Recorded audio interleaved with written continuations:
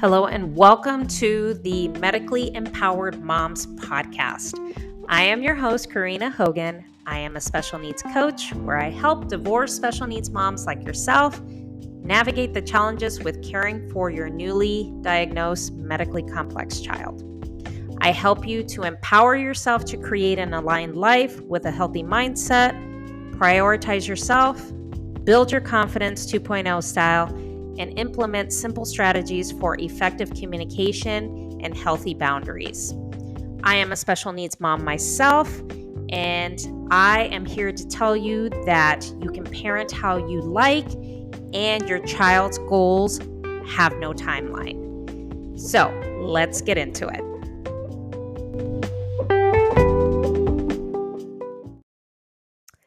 Welcome back, wonderful mamas. Welcome back to the podcast. I hope you guys are having an awesome start to your week. It is nice and sunny here in Chicago. It has been raining constantly for the last 2 days. So I don't know where this downpour has come from, but yeah, it's been kind of a Debbie Downer, because when it rains, it pours here. And unfortunately, people don't know how to drive properly when there's flash floods. You shouldn't be driving in any puddles anyway. So this week is starting off very good. So I'm super excited because I've got some great things in the works. So let's talk about boundaries today. So that is the topic of today's podcast episode, is boundaries. Now, when you think of boundaries, you're probably thinking, oh, is it boundaries for me or is it boundaries for other people? So boundaries are super important, especially when we have our medically complex children. We have all these challenges that we have to navigate. And just making sure that we protect our peace and our calm space. So what I mean by boundaries is we want to create healthy, sustainable, but consistent boundaries for ourselves. In the words of my coach, Tay Daniels, it's important to create boundaries for yourself. Not for other people, but for yourself, so that you can say no when something doesn't feel good to you. When this response from your child's medical team feels just uncomfortable, you create that boundary and saying, no, this is just not going to work. And you stick to that. You can create boundaries on the communication when it comes to the other parent, when it comes to the school. There are ways that you can really construct healthy boundaries, but you also have to hold yourself accountable to those boundaries. Listen, I am guilty of saying, oh, I have these boundaries, and then not sticking to it. That can't happen, because then you're just going to create a lot of just frustration and confusion and a lot of anger, because you're not creating those just boundaries that you're going to hold yourself accountable for, because you're saying, oh, well, I'm going to say no to this, but then you really don't. You kind of are lax and you let it go, and you don't want to ruffle anybody's feathers. You don't want to feel like, oh, well, if I say this, it might be disrespectful, or I am going to, make them feel angry, or they're going to feel like I shouldn't have said that. No. I'm going to stop you right there. That's not exactly what we want to do. The whole purpose of boundaries is to just help you feel empowered that if you feel that something is not right, you say no, and you don't have to justify why. Okay? You don't have to give any reasons why. You could just simply say, no, I don't feel comfortable with this. That's just not an option for me and my child. And you don't have to give anybody any detail, because you know what? It really doesn't matter. You don't have to elaborate why. You're staying consistent with that boundary. That is how you feel. And you, as the mom, as the advocate to your children's well-being, you have the power to advocate how you see fit for them. It's not about other people's opinions. They don't matter. Who cares? People have opinions about everything. And quite honestly, it's okay for them to have their opinion. Everybody has an opinion, okay? However, you don't need to listen to those opinions when you, at the end of the day, have the power to say, to do, and just act on whatever it is that you feel is right. Now, when it comes to boundaries with like your child's school, when it comes to IEP goals, when it comes to services for them, if you feel that something should be done, whether it's increasing the minutes, whether it's, it's having, another service, something that can help your child, don't be afraid to advocate for that. And then if they give you a response, well, we can't do this because in every state, when it comes to an IEP, you have rights and you are within your right to exercise that advocacy for your child and to get them the proper help and the proper services that the school should be providing for them.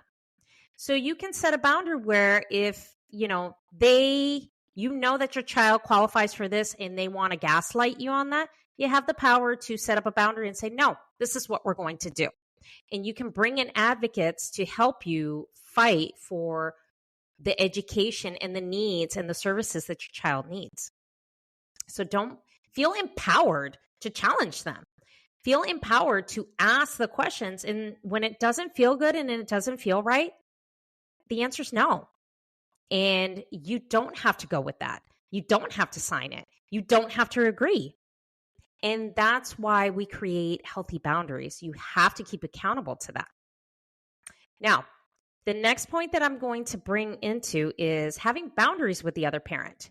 Now, this is a big one for me because I do not have like a very friendly co-parenting relationship with my ex-husband. It's civil. It's more parallel parenting style because of his unhealthy patterns, because of his inability to really communicate and have a conversation with me. So because it ends up in an argument, it's shouting, and those are things I'm not going to do, especially in front of our children. And those are behaviors that I'm just not going to tolerate. So I have created a boundary where, and with the help of my coach, that if things start to turn south, the communication gets shut down and saying, sorry, I'm not going to tolerate any disrespect. Have a nice day. And if I get repeated phone calls and nasty text messages, emails, whatever the form of communication, shut those. I don't respond because when you have people and other co-parents in your life, family, whatever, that want to gauge that response out of you. They want to trigger you so you can be angry and that you can, lash out, that you can do things. That's what they want because they want to continue the chaos.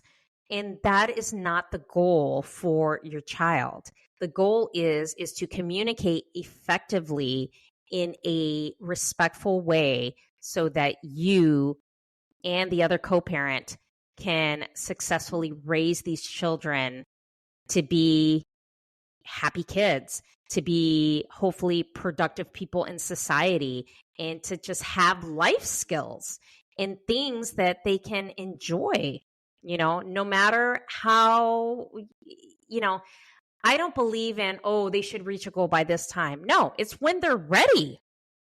If they're ready to do it, trust me, kids are resilient and they will be go-getters. If they're like, maybe I should do this. And, we can help them get there. So what I have done is I have created boundaries where I do not tolerate certain behaviors from the other parent, and I do not tolerate behaviors that are negative in front of our children. I shut communication down and I do not respond. If it has something that is appropriately related to the children, I will respond when I have an opportunity. As long as it's not an emergency, which 9 times out of 10 it's not, I respond effectively within the time frame that is suitable. Because everything does not require a response right away. So it's good to take a pause and just respond when you're ready, as long as it's not an emergency or it's something that needs a response right away, whether it's the school, doctor's appointments, whatever the case is. You can create that boundary to just take a pause and not go into that just negativity or jump in the pool of negativity with the other parent. Because let me tell you, it's not worth it. Do you really want to drive yourself crazy? No, right? So it is just helpful, and you're creating the boundary for you, not for them, for you, because it's healthy and you just shut it down. Because at some point, when they know you're not tolerating any types of behavior, people give up after a while, okay? They do, because there's only so much they can pick, but you have to stay accountable and you have to stay firm to that boundary for yourself. Say, nope, I'm not going to engage. Nope, I'm not going to respond to this. Nope, it has nothing to do with the kids. Nope, I'm not answering that phone call. It's not an emergency. So you have to be accountable for yourself and coach yourself a little bit and make sure that you stick to it. So I hope that these tips on boundaries really was insightful, because I know a lot of times I have to coach myself to make sure that I continue to sustain those boundaries with what I have, whether it's the school, my child's medical team, and especially my other co-parent. So I hope all of you listening enjoyed this episode, as I am still going to bring you lots of valuable educational content, because I love to just empower you mamas to make sure that you make the right choices for your children. And just to give you some information and just some resources so you don't have to spin in mind drama and just in a circle of what to do, because I did that and I can just guide you to help you on that. One other thing, I am teaching a live masterclass. If any of you mamas are interested, it's going to be on September 26th. I will have all the information on the show notes for you at the bottom of this episode. So it's going to be on being self-empowered, 2.0 style with self-care. I think it's a really good topic to discuss, because as special needs moms with medically complex children, self-care is just a non-negotiable, and it is a priority so that we can continue to give our children just a better life. So check out the show notes for that. If you're interested, sign up.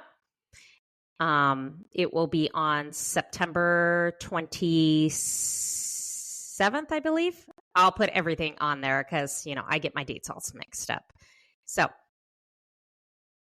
if you're interested, check out the masterclass. Shoot me an email if you would like to share your story. I'm always open to hearing your stories, and if you'd like me to share your story on a future podcast episode. And shoot me a DM on Instagram. Let's chat. Let's get to know each other. I want to know everything about your kids, everything about your life, so that I can better serve you and help you through this journey.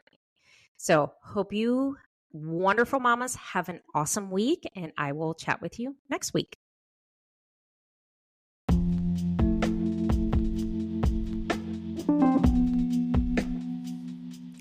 Thank you for listening and joining me on this podcast.